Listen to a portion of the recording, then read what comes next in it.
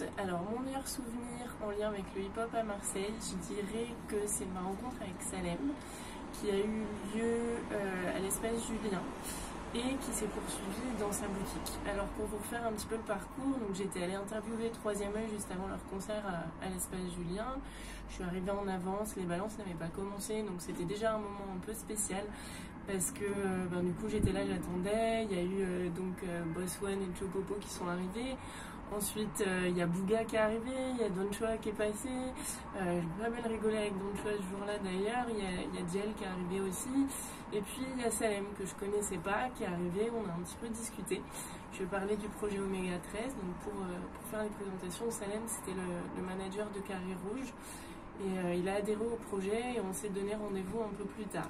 Donc un soir en sortant du boulot, donc je bosse au niveau du marché Opus. Donc je sors du boulot, je vais pour le rejoindre, donc je passe à Bougainville, je prends un petit pont, j'arrive derrière le boulevard Casanova, enfin au niveau du boulevard Casanova, si je me souviens bien. Et là je rentre dans sa boutique, c'est la boutique où ils vendent donc des feuilles à rouler. Et là il m'a dit de me poser derrière avec les cartons. Et c'était assez incroyable parce que je me suis assise et là il m'a raconté toute son histoire. Déjà il y a eu une confiance qui s'est installée qui m'a assez impressionnée parce qu'il m'a raconté toute sa vie.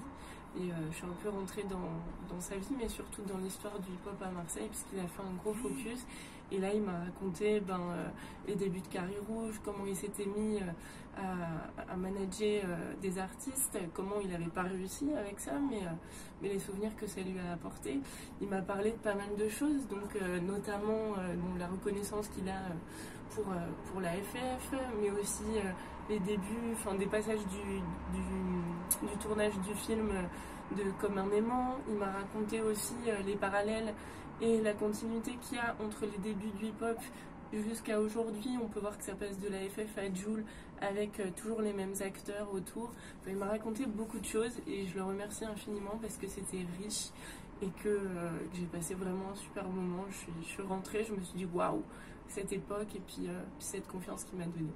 Voilà, c'était mon souvenir et ça se passait boulevard Casanova. C'était en 2019 ou 2020, j'ai un doute.